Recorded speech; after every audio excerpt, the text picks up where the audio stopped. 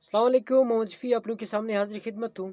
जैसे आप लोग सोशल मीडिया में आजकल देख रहे हो, थर्ड वर्ल्ड वार की जो है वो न्यूज़ें गर्म हो चुकी हैं। काफ़ी लोगों का कहना है कि जो जंग अज़ीम तीसरी है वो शुरू होने वाली है।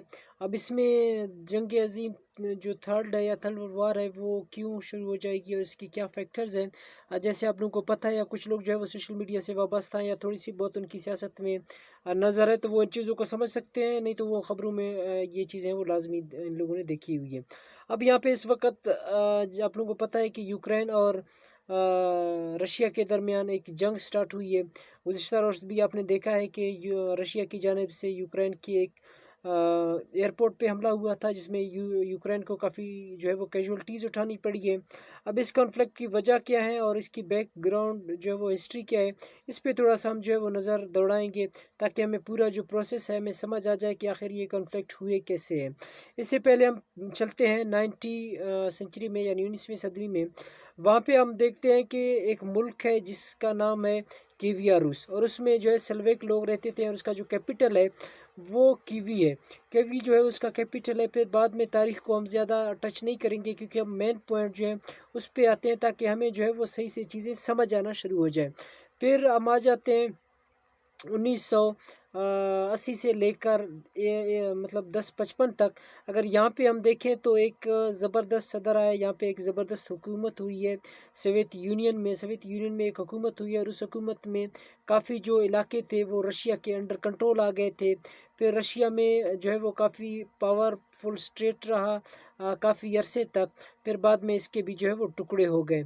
अब यहाँ पे उसी जब सोवियत यूनियन टूटा है, तो उसमें से एक नई मुल्क बन गई है, और उस मुल्क का नाम है यूक्रेन, जिसका आजकल जो है वो कॉन्फ्लिक्ट चल रहा है रशिया के साथ। अब ये कॉन्फ्लिक्ट कहाँ से शुरू होती है, इस पे हम लोग थोड़ा सा मज़ीद जो है वो डिटेल में जाने की कोशिश करेंगे। आप लोगों को पता है कि 1991 में जो है वो यूक्रेन अलग हुआ था। उसने ख़ुद मुख्तियारी का ऐलान कर दिया। उसने कहा कि मैं एक अलग और आज़ाद मुल्क जो है वो बन गया हूँ। लेकिन रशिया से वो आज़ाद हुआ था, लेकिन रशिया ने उसे तस्लीम करने से इनकार कर दिया था। रशिया ने कहा मैं नहीं मानता हूँ, वो एक सवरन स्टेट नहीं है। लेकिन फिर रशिया ने क्योंकि रशिया भी मजबूर था, उनकी जो तमाम असला वगैरह थे वो यूक्रेन के पास थे। ये भी आपको आपके इल्म में होना चाहिए कि यूक्रेन जो है वो दुनिया की तीसरी बड़ी ताकत रही है। सबसे पहले यूएसए, रशिया, देन जो है वो यूक्रेन है। अब अगर आप इनकी हिस्ट्री को देखें तो वो बहुत ताकतवर मुल्क था, लेकिन उसे खुद मुख्तियारी चाहिए थी, सॉवरेनिटी चाहिए थी, उसके पास और कोई चारा नहीं था। उसने जो है वो रशिया की बात मान ली है, तमाम मसला जात मुल्की ख़जाने उन्हें वापस कर दिए। और फिर 1994 में मॉस्को ने वादा किया था कि अगर आप हमें असला वापस कर देंगे, ख़जाने हमारे वापस कर देंगे, तो हम आपको एक अलग ही खुद मुख्तियार या सवरन स्टेट जो है वो तस्वर करना शुरू कर देंगे, यानी तो आपको तस्वर जो है वो आपको तस्लीम करेंगे कि आप एक सवरन स्टेट है। फिर यहीं से जो है वो तारीख मज़ीद चलती है, और यहाँ पे एक सदर आया था जिसका नाम था यान कोइच। अब यान कोइच जो आया था 2013 की यहाँ पे हम बात कर रहे हैं, क्योंकि दरमियान में इतनी ज़्यादा कन्फ्लिक्ट नहीं हुई है। लेकिन इस पे हम जो आ जाते हैं, क्योंकि ज़्यादा रेवोल्यूशन जो है वो यहीं पे स्टार्ट हुई। कन्फ्लिक्ट का आगाज़ जो है यही 2013 से शुरू हुआ। अब 2013 में एक इंटरनेशनल या यूरोपियन ट्रेड एग्रीमेंट होने वाला था, क्योंकि इससे पहले जो ट्रेड के हवाले से यूक्रेन ने साइन किया था बेलारूस, यूएसए, यूके एंड काज़ाकिस्तान के साथ। अब ये यूरोपियन ट्रेड होने जा रहा था, लेकिन इस जो सदर था यान कोएच, इसने जो है वो उस ट्रेड को एग्रीमेंट करने के लिए इनकार कर दिया था। अब ज़ाहिर सी बात है, अगर आप यूरोपियन ममालिक के सिग्नेटरी होते हुए आप इनकार करेंगे, तो ज़ाहिर सी बात है आप पे बैन तो आ जाएंगी। तो इसी तरह, और जब यूरोपियन ने अपनी ताल्लुकात ख़त्म कर दिए हैं, जो एक्सपोर्ट या इंपोर्ट बंद कर दिए हैं, तो वहाँ पे यूक्रेन में मज़ीद बहरान जो है वो शिद्दत इख्तियार कर गए। यूक्रेन के पास कोई हल मौजूद नहीं था। तब यूक्रेन, ज़ाहिर सी बात है, आपको अपनी कंट्री की सर्वाइवल के लिए, अपने लोगों की सर्वाइवल के लिए अपना अपने जो है कुछ ना कुछ करने की आपको ज़रूरत पड़ती है। तो फिर यूक्रेन ने क्या किया था कि उसने रशिया से यानी व्लादिमीर पुतिन से $15 बिलियन का कर्जा लिया था। जैसे ही कर्जा लिया था, तो वहाँ के अवाम थे। अब अवाम को पता है कि इंटरनल पॉलिटिक्स होती है, जिस तरह हमारे यहाँ इंटरनल पॉलिटिक्स होती है, सियासत खेली जाती है। अगर एक बंदा जाके हेल्प किसी से मांगे या कर्जा ले, तो ये कहते हैं कि आपने मुल्क का جو ہے وہ دیوالا بنا لیا یا اپنے ملک کو بیچا ہے۔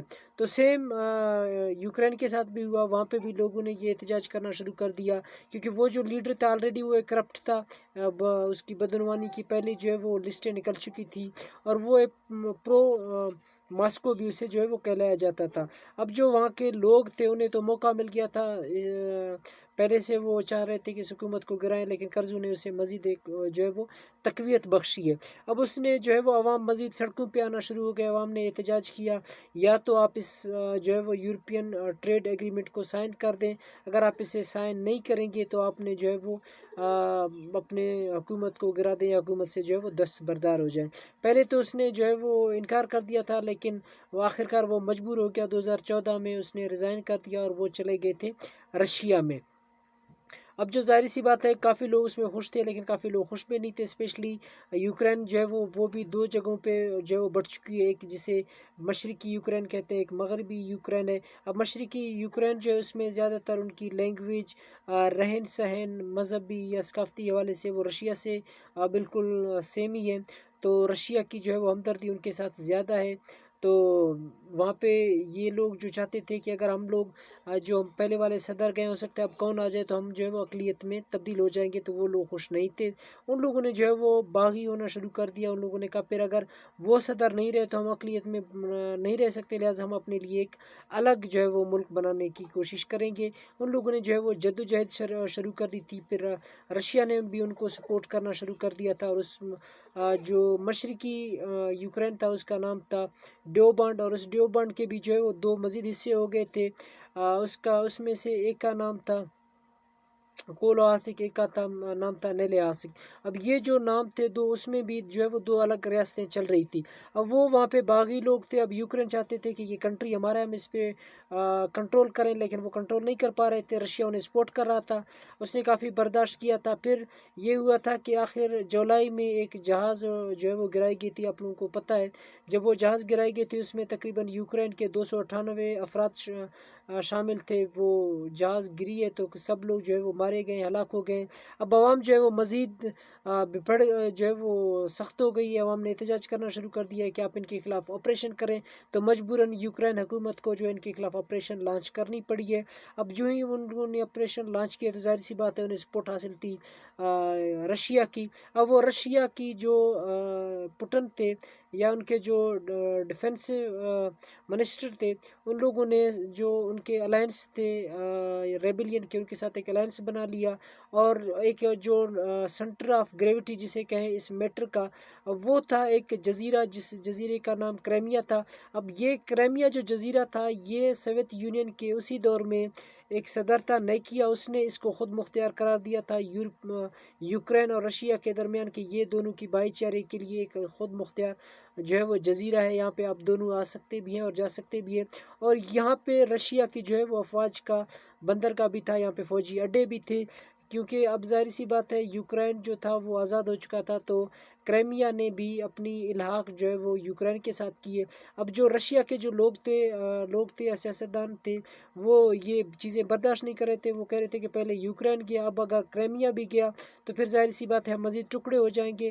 اب اس نے کیا کیا تھا کہ بھائی یوکرین وہ تو کیونکہ ایک آزاد ریاست تھی، اب ہم ایسے اسے برداشت نہیں کر سکتے، نہیں جانے دیتے، تو پھر کیا کیا، آہستہ آہستہ رشیا نے اس پہ اپنا قبضہ جمانا شروع کر دیا، اور جولائی 2014 کو کمپلیٹلی اسے ٹیک اوور کر دیا اور اپنے جو ہے وہ قبضے میں لایا۔ اب جو ہے اسے قبضے میں لایا تو انٹرنیشنل لا جو ہے وہ رشیا پہ لاگو ہونا شروع ہو گیا، رشیا کے پاس کوئی چارہ نہیں تھا، پھر اس نے الیکشن کروایا، اور الیکشن میں وہاں پہ زیادہ تر میجورٹی جو ہے وہ رشیا کے حق میں تھی، اور وہ رشیا کے ساتھ جا کے شامل ہو گئے۔ لیکن اس وقت کے جو صدر تھے Barack Hussain Obama U S A کے، اس نے کہا کہ یہ ہمیں قبول نہیں ہے، آپ اس پہ تسلط قائم کرنا چاہ رہے ہیں، یہ ہم برداشت نہیں کریں گے، تو رشیا پہ جو ہے وہ مزید پریشر بڑھ گئی ہے۔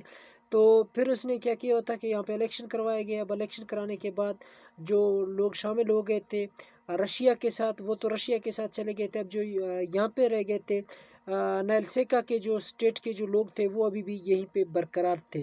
اب وہ یہ کوشش کر رہے تھے، کیونکہ ان کی جو رہن سہن ہے، مذہب ہے، یا ان کا جو تہذیب تھا، وہ رشیا کے ساتھ ان کی ملاپ رکھتی تھی، یوکرین کے ساتھ ان کی ملاپ نہیں تھی، وہ بھی چاہتے تھے کہ ہم جا کے یوکرین کے ساتھ شامل ہو جائیں۔ اب جو ہے یہاں پہ مزید انٹرنل پولیٹکس کی وجہ سے، یا آپ کہیں کہ نان ایکٹر کی وجہ سے مزید جو ہے وہ حالات خراب ہونا شروع ہو گئے۔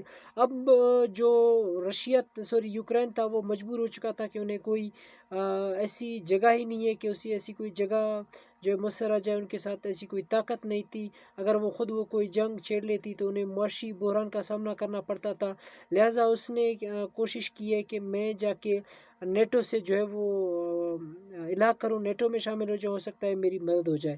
اور اس میں ظاہر سی بات ہے، آپ کو پتہ ہے کہ یورپین لوگ تھے یا یورپین کنٹریز تھے، وہ تو چاہتے تھے کہ یوکرین جو آ جائے نیٹو میں شامل ہو جائے اور ہم جو ہے روس کو مزید توڑے، روس کو مزید جو ہے وہ کمزور کر دیں۔ لیکن ولادیمیر پوٹن تھے، انہیں یہ بات قبول نہیں تھی، انہوں نے کہا کہ آپ نہیں جا سکتے ہیں، آپ ہمارے ساتھ رہیں، اگر آپ وہاں پہ جا کے سگنیچر کریں گے تو یہ ہمیں قابل قبول نہیں ہوگا۔ تو اسی طرح یہ تھوڑی سی ٹینشن تھی ایک ایتھنک گروپس کے حوالے سے، اور یہ کہ جو سگنیٹری تھی نیٹو کے حوالے سے، تو یہاں سے یہ کنفلکٹ جو ہے وہ مزید چل پڑی ہے۔ اور اس طرح کی جو حالات ہیں وہ آپ کے سامنے ہیں۔ آج کل جنگ کا خطرہ جو ہے وہ لاحق ہو چکا ہے، اور کافی لوگ اس میں تذبذب کے شکار ہیں کہ آیا اگر یہ جنگ شروع ہو گئی ہے تو تیسری جنگ کی طرف ہم لوگ جائیں گے۔ اور یہ ایک ظاہری سی بات بھی ہے کہ ہم تیسری جنگ کی طرف جا بھی سکتے ہیں۔ وہ اس لیے جا سکتے ہیں کہ آپ کو پتہ ہے کہ یوکرین اس وقت جو ہے وہ مغربی ممالک یعنی نیٹو، یو ایس اے، جتنے بھی کنٹریز ہیں ان کے ہاتھ میں ہے، اور رشیا جو ہے وہ خود کہتا ہے کہ میں ایک طاقتور سپر پاور ملک ہوں۔ اگر رشیا انہیں مطلب کنٹرول نہیں کر سکتا، اگر وہ جا کے نیٹو میں سگنیٹری دے دیں، تو یہ رشیا کی جو ہے وہ اہلیت یا سپر پاور کی طاقت پر بھی سوال بنتا ہے۔ اور یورپین ممالک جتنے بھی ہیں نیٹو کے جو ممبرز ہیں، وہ چاہتے ہیں کہ ہمارے پاس آ جائیں، تو یہاں سے جنگ چھڑ سکتی ہے۔ اگر ظاہری سی بات ہے جنگ چھڑ گئی ہے تو اس وقت آپ کو پتہ ہے کہ تقریباً ہر ممالک کے پاس کئی ایٹم بمز ہیں۔ اگر ایک ایٹم بم گر گیا تو آپ کو پتہ ہے کہ بہت سارا نقصان ہو سکتا ہے۔ اگر خدا نخواستہ یہ جنگ مزید چھڑ گئی ہے تو بہت سارا نقصان ہو جائے گا، بہت ساری مالی و جانی نقصانات کو جو ہے وہ پوری نہ صرف یورپین ممالک کو بلکہ ہمیں بھی جو ہے وہ نقصان اٹھانا پڑے گا۔